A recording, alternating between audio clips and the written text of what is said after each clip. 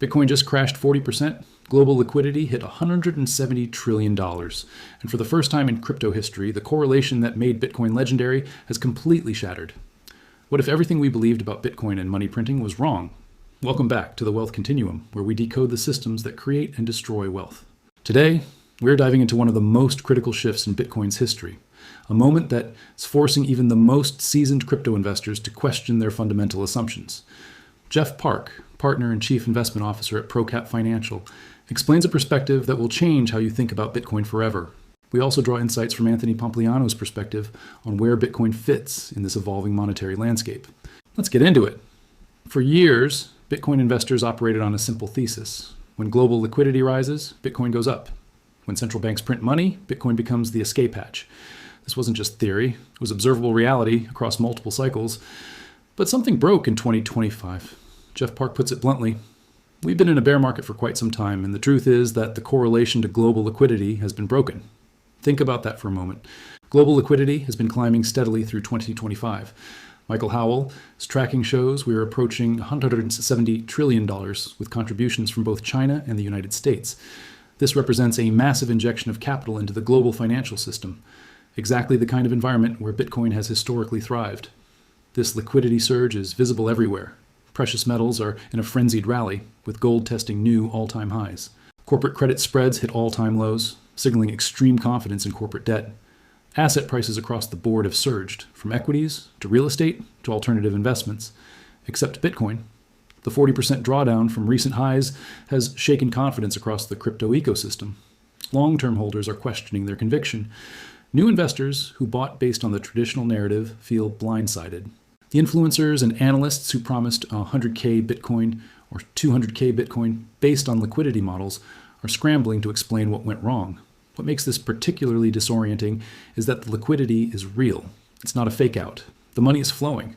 The Federal Reserve's balance sheet dynamics, China's stimulus measures, coordinated global central bank policies, they're all contributing to this $170 trillion mountain of liquidity.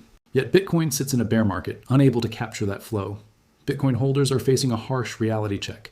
The narrative frameworks we've relied on, the 4-year cycle, the altcoin rally following Bitcoin's rise, the QE equals Bitcoin moon theory, they're all being challenged simultaneously.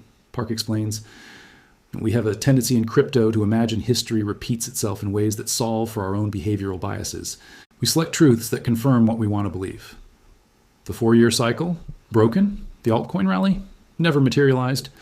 And now the final boss, the belief that quantitative easing and lower rates automatically translate to higher Bitcoin prices, that's being tested too. Here's where it gets fascinating. According to Park, there are 2 distinct versions of Bitcoin, and understanding the difference could determine your entire investment thesis for the next decade. First, there's negative row Bitcoin, the version most of us know and love. This is the risk asset Bitcoin.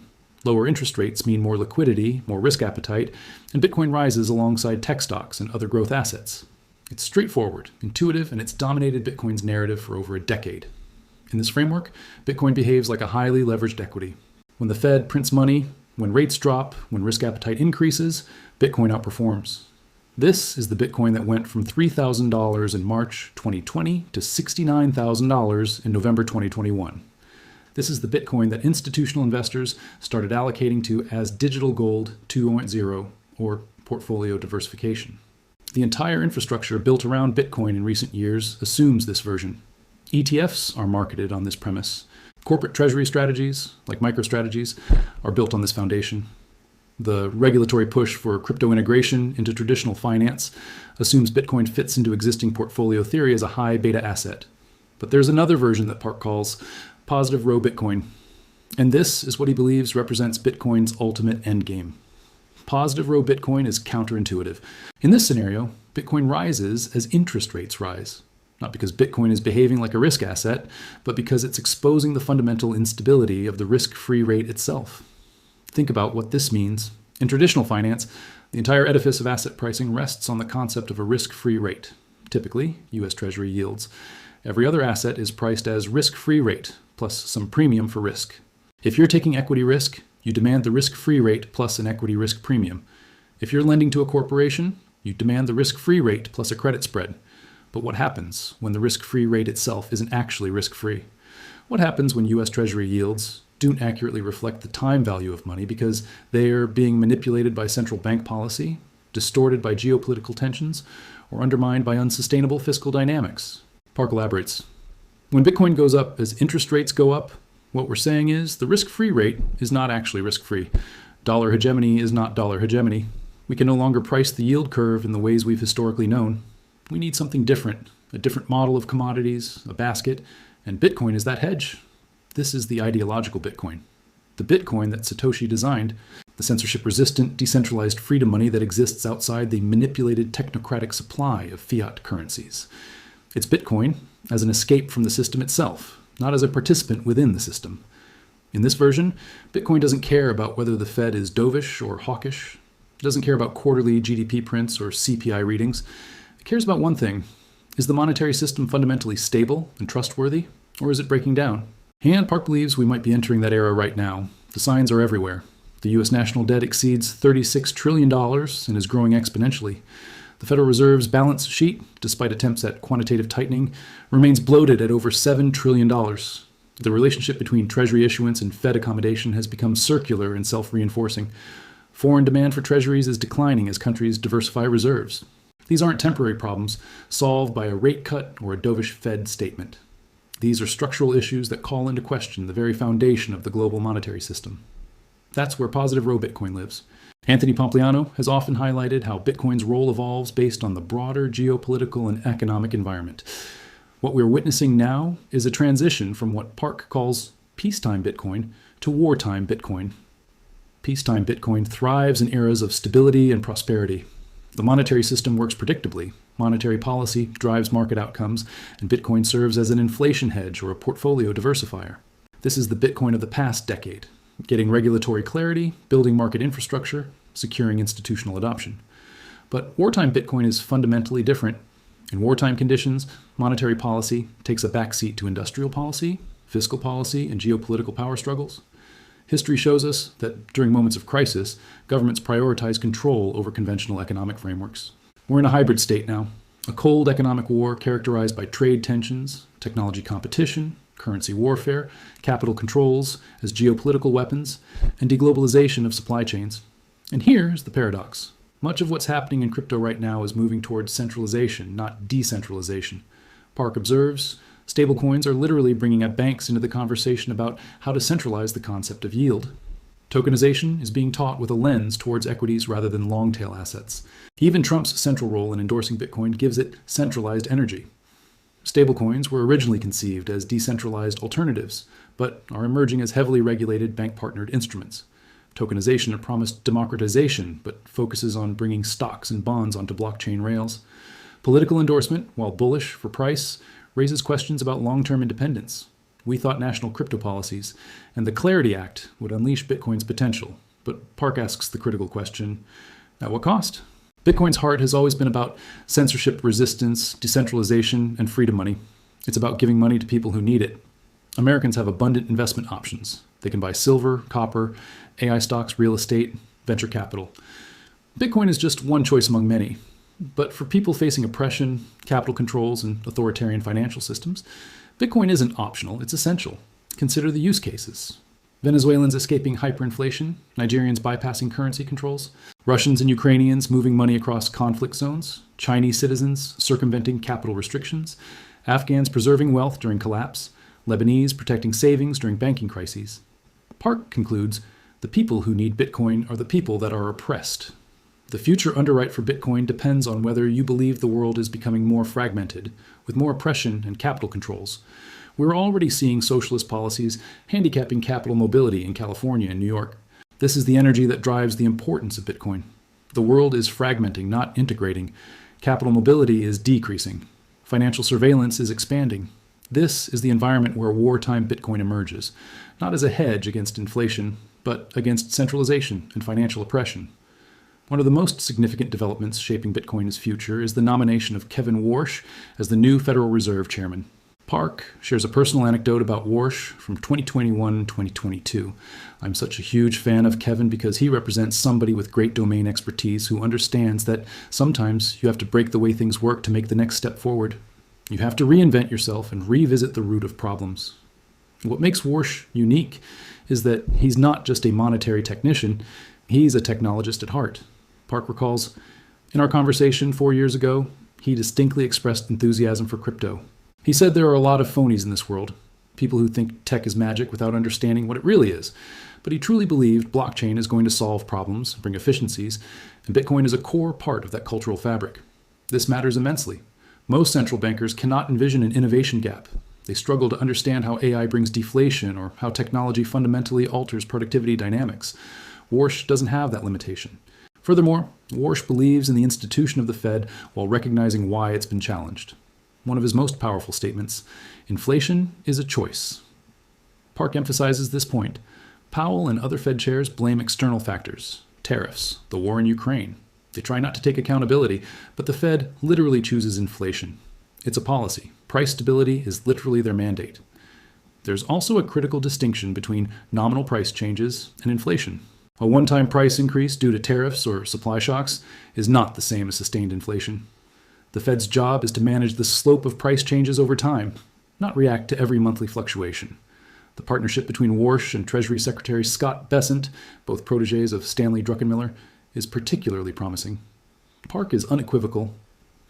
This is such a moment in history where you can get two people who trust and know each other, both practitioners of the market, under possibly the greatest practitioner of the market, to bring real change. The trust factor with that interpersonal relationship at these levels cannot be understated. The speculation around Warsh's nomination went through cycles. Young economist John Koski, Kevin Hassett, Rick Reeder. But Park never wavered.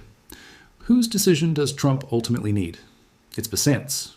Who does Bessent want to work with? That he trusts to bring the change he's imagining for this country. There was never going to be anybody else. This isn't about billionaires being self-serving. Park argues the opposite. You want billionaires doing meaningful things because if you're not well-resourced, you're probably incentivized to do bad things. These are people at a point where they are not thinking about making more money for themselves. They're thinking about how to fix the system. One of the most important concepts Park introduces is the need for a new Fed-Treasury accord. At the January Fed meeting, Powell was asked about the dollar's price relative to rate-setting mechanisms. His response? We don't care about the levels of the dollar and how we conduct policy. Park is direct about this. On one hand, you can understand he's simplifying, but by doing that, he's ignoring reality. The dollar level absolutely matters. It's mathematically a closed-ended relationship with interest rates. The core issue is the Triffin dilemma. The dollar serves as both a global reserve asset and a domestic savings vehicle. These roles have contradictory requirements, and they fight against each other. Park's solution. We don't need Fed independence. We need Fed interdependence with the Treasury. Independence doesn't mean it cannot have functional interdependence with other government agencies. Once we move from Fed independence as being challenged to the Fed must have functional interdependence with Treasury to enact sensible policies, we'll regain trust in the Fed's role. Warsh and Bessent bring the perfect combination. They're systems thinkers who understand that monetary policy doesn't exist in a vacuum. It interacts with fiscal dominance and industrial policy. These three elements must work like an orchestra, unified in mission. Park notes, this is only possible if you have that multivariate mindset. The challenge with most academics who haven't worked in the for-profit sector is that the nonprofit world isn't built for systems thinking. It's not built for assessing the anti-fragility of multiple interacting variables. The for-profit world demands accountability. You can't just spend resources without measuring impact. This critical assessment mindset comes from experience. Right now, we're at war, Park states. We're not in a world where you can look at Janet Yellen's playbook and think repeating that will help. You need to chart your own path. And to chart your own path, you need credibility. That credibility comes from the authority to imagine what's possible as a systems thinker. As Anthony Pompliano often points out, Bitcoin doesn't exist in isolation. It competes and coexists with other stores of value, particularly precious metals. And that's where things get really interesting. Gold, silver, copper, and platinum have all experienced significant volatility, up substantially, down a bit, then up again. What's happening? Park connects it directly to Bitcoin's situation. This is part of why we have to rewrite the thesis on Bitcoin. We've had a frenzy. It just didn't come for Bitcoin, but we've had it across the precious metals complex. Global liquidity has been robust. If rate cuts come and liquidity increases further, these metals could go even crazier. Bitcoin might catch some of that wave, or it might not. But Park has a stark warning about silver specifically. Silver is the retail trade right now, and I'm quite worried. It reminds me of altcoins. It's actually the perfect comparison to altcoins. Let's break down Park's analysis because it's brilliant in its simplicity. Every commodity comes down to two dimensions, supply and demand. On the supply side, silver is primarily a byproduct of mining other metals. There are virtually no dedicated silver miners in the world. Most miners are extracting zinc, copper, or other metals, and silver just happens to come along as a bonus. Park draws the crypto parallel. It's like yield farming. You're investing in ETH, but because you're using ETH on some chain to yield farm a random token, that token is a little boost. You get a higher APR because that token comes into your ETH activities. Then you sell it for incremental gain. That's silver. The crucial point, silver production isn't determined by silver economics. It's determined by zinc and copper economics. Silver is just extra revenue. This means supply is actually quite large. Unlike Bitcoin with its fixed 21 million cap, or even gold with its relative scarcity, there's an abundance of silver. Eventually, price will discover where the clearing point is, and miners will sell their free silver, crushing the price. On the demand side, the industrial narrative suggests AI and solar panels will drive silver demand. But here's the problem. Silver is a substitution good. Silver has the highest electrical conductivity of all elements, but copper is only about 5% less efficient. Silver is good, but not 80 times the price good. Many solar panels now use copper because silver became too expensive. Moreover, unlike gold, silver isn't a reserve asset. No central banks are stockpiling silver. Park's conclusion, you have demand that is not inelastically needed because the properties aren't perfect, and it's not a reserve asset. On supply, the economics don't work like traditional mining, and there's abundance. All of this points to the fact that it's probably not going to go well. The leverage dynamics make silver behave exactly like altcoins. High volume, high volatility, psychological appeal based on gold's success. But eventually, most altcoins find their true value where supply and demand intersect. Park's advice, if there's any lesson crypto investors can take from the past 4 to 8 years, silver is exactly a precious metals altcoin. All the analytical constructs crypto investors should be familiar with apply here. His recommendation? If you've had a great run in silver, it might be time to rotate that into Bitcoin. Pompliano raises a critical point in these discussions. Is Bitcoin a forward-looking market, or is it stuck looking in the rearview mirror? He frames it perfectly. How much of Bitcoin is a forward-looking market versus current versus past? The psychology of Bitcoin holders is actually like driving while looking in the rearview mirror. The 4-year cycle always existed. All the patterns always happened. So I don't need to look through the windshield. I can just look in the rearview mirror and it tells me where I'm going. But what if we're supposed to look through the windshield instead? The example Pompliano uses, in 2020, investors bought Bitcoin and gold because they anticipated inflation was coming. Markets were forward-looking. So the question becomes, if Bitcoin is going down now, is it warning us about deflation risk? Is it signaling something else entirely? There's also the horizontal dimension. How much of the economy is controlled by the Federal Reserve versus the White House? The current administration is clearly trying to wrestle economic control away from the Fed through deregulation, tax cuts, tariffs, and efforts to weaken the dollar. They're getting a tailwind from AI. The Fed seems to be on its back foot, trying to figure out where the tectonic plates of the economy actually are and how they should respond. Park's framework of peacetime versus wartime Bitcoin helps answer this. In peacetime, monetary policy drives expectations and asset prices. But in wartime, it's industrial policy, military policy, and fiscal policy that take the front seat. The bet on Bitcoin has always been that it performs best when the world is fragmented. When there's chaos and directionlessness, that's when people need censorship-resistant, decentralized money. The centralization we're seeing now, in crypto policy, in government structure, and economic control, might seem contradictory to Bitcoin's success. But Park sees it differently.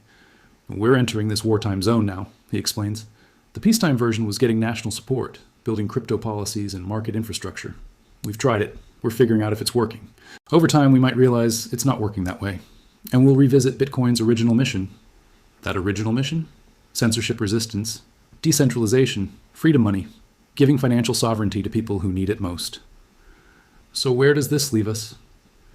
Park remains bullish on Bitcoin, but for completely different reasons than the mainstream narrative suggests. I'm still very much interested in Bitcoin. I'm very bullish on Bitcoin. But it's because I think it's going to get a lot worse from the perspective of centralization and the role of government. Bitcoin will reemerge as the hedge, the ultimate hedge to opt out of that system. This is the positive row Bitcoin scenario playing out. Not Bitcoin rising because money printer goes brrr, but Bitcoin rising because the fundamental legitimacy of the monetary system itself is being questioned. We're in a bear market now. Yes, the 40% drawdown got people's attention. But this might be the necessary reset before Bitcoin's true purpose becomes clear. The world is fragmenting. Capital controls are spreading. Socialist policies are restricting capital mobility in major American cities. Geopolitical tensions are rising. The dollar's reserve status faces structural challenges from the Triffin dilemma. These are the conditions where Bitcoin doesn't just perform, it becomes essential. The appointment of Kevin Warsh and his partnership with Scott Bessent signals a willingness to reimagine the monetary system from first principles. They understand that the relationship between the Fed and Treasury needs restructuring. They know inflation is a choice, not an accident. They recognize that technological innovation creates productivity gaps that traditional monetary frameworks can't capture. For Bitcoin investors, the message is clear. Stop looking in the rearview mirror. The 4-year cycle is gone. The altcoin rotation isn't coming. QE might not be your friend anymore. Instead, look through the windshield. See the world as it's becoming, not as it was. See a world where Americans have countless investment options. But billions of people globally face financial oppression and need Bitcoin desperately. See a monetary system being rebuilt by people who actually understand markets, technology, and systemic risk. See Bitcoin not as a risk asset that rises with liquidity, but as a hedge against the failure of the risk-free rate itself. This is the shift happening right now. This is why the narrative is changing. Jeff Park's insights, combined with perspectives from analysts like Anthony Pompliano, who understand Bitcoin's evolving role in the financial system, point to a fundamental transformation in how we should think about Bitcoin. We're transitioning from peacetime to wartime, from negative row to positive row, from Bitcoin as a speculative tech play to Bitcoin as essential freedom money. The correlation is broken. The old models don't work, and that might be exactly what Bitcoin needed. Here at the Wealth Continuum, we focus on understanding the systems that shape wealth creation and preservation across generations. Bitcoin represents one of the most significant monetary innovations in human history, but only if we understand it correctly. If you found value in today's analysis, make sure you're subscribed so you don't miss our next deep dive into the systems shaping our financial future. The Wealth Continuum continues. The question is, are you positioned for what comes next? Until next time, stay curious, stay informed, and keep building your wealth continuum.